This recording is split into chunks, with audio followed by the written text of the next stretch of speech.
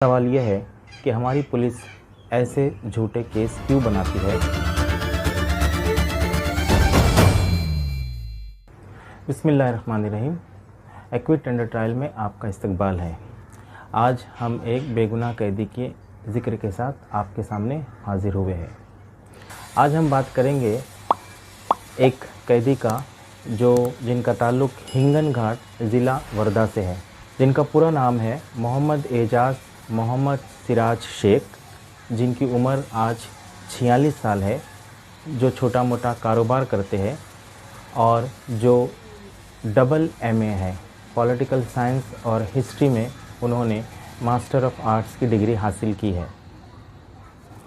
सन 2000 में पुलिस ने उन पर एक झूठा मुकदमा कायम किया।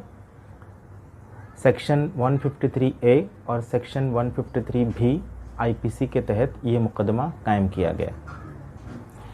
पुलिस का इल्ज़ाम है कि सन 2000 में एक रात जब पुलिस गश्त कर रही थी, उस वक्त पुलिस ने शहर की चंद दीवारों पर एक पोस्टर चिपका हुआ पाया। पुलिस को वो पोस्टर ऑब्जेक्शनेबल लगा और पुलिस ने वो पोस्टर निकाल कर पुलिस के मुताबिक पंचनामा करके वो पोस्टर निकाला और उस पोस्टर के ऊपर FIR दर्ज की गई। तफ्तीश के बाद पुलिस ने मोहम्मद एजाज़ को इस केस में मुल्ज़िम बनाकर गिरफ़्तार किया। पोस्टर पर जो चीज़ें लिखी गई थी वो ये है: कैंपस में शिर्क और मूर्ति पूजा का अंधेरा, सर्वधर्म संभाव का धोखा, नंगी मगरिबी तहज़ीब का धोखा और मुस्लिम तलबा इसकी लपेट में। क्या ये कीमती सरमाया यूं ही लुट जाएगा? आइए कैंपस में मौजूद गैर इस्लामी माहौल के ख़िलाफ़ एक तहरीक की शुरुआत करें। बुराई मिटाओ, कैंपस बचाओ।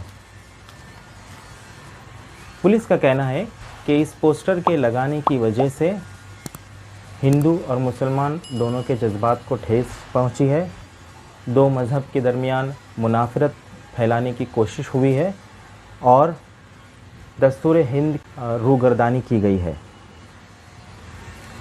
चुनांचा तफ्तीश के बाद पुलिस मोहम्मद एजाज़ के ख़िलाफ़ चार्जशीट फाइल करती है और केस में मुकदमा कायम होता है।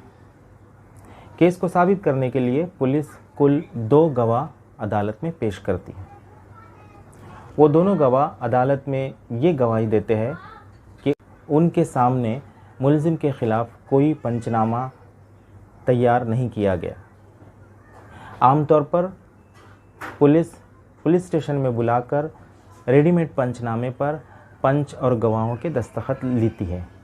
ये पुलिस के लिए आम बात है, लेकिन कानून ये कहता है कि जिस जगह पर पंचनामा स्पॉट पंचनामा तैयार किया जाए, उसी जगह पर 2 मोतबर मोहल्ले के शख्स को बुला करके पंच की हैसियत से उनकी दस्तखत ली जाए। दूसरे गवाह को पेश किया जाता है जो ये कहता है कि मुल्ज़िम ने उनके सामने कोई इक़बाल जुर्म नहीं किया। कानून ये कहता है कि अगर कोई मुल्ज़िम डिस्क्लोज़र स्टेटमेंट दे तो किसी मोतबर पंच के सामने उसकी रिकॉर्डिंग होनी चाहिए।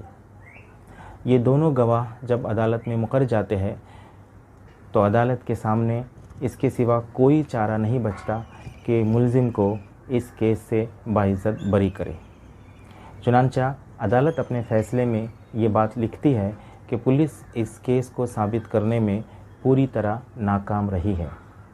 11 साल के बाद सन 2011 में ये केस एक्विट हो जाता है और मोहम्मद एजाज़ सिराज शेख इस केस से बाइज़्ज़त बरी हो जाते हैं। हाल ही में सुप्रीम कोर्ट के साबिक जज मदन लोकर एक प्रोग्राम में दहली फसादात में होने वाली गिरफ्तारियों के हवाले से ये बात कहते हैं: कोई भी शहरी फेरी टेल की बुनियाद पर गिरफ़्तार हो सकता है, जिसे आज़ाद होने में लंबे प्रोसेस से गुज़रना पड़ता है। अज़ीज़ नाज़रीन, मोहम्मद एजाज़ को पिछले 11 सालों से इस झूठे पोस्टर के केस में परेशान और हिरासा किया गया। सवाल यह है कि हमारी पुलिस ऐसे झूठे केस क्यों बनाती है और हमारी पुलिस बुराई मिटाओ वाले कामों की में क्यों रोड़े अटकाती है। शुक्रिया।